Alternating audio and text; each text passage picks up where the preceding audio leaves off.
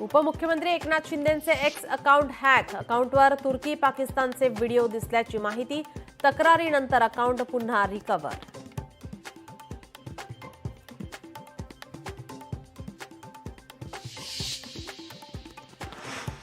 भाजपाच्या युवा मोर्चाच्या वतीनं नमो युवा रनचं आयोजन. मुख्यमंत्री देवेंद्र फडणवीसांनी नमो युवा रनला दाखवला हिरवा झेंडा.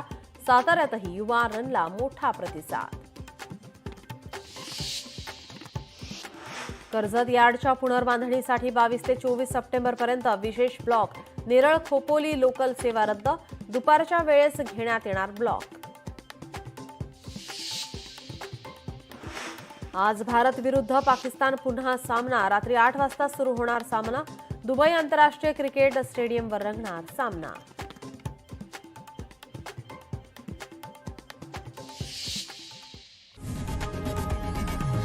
लोकशाही मराठी ऐका, पहा, जागरूक रहा.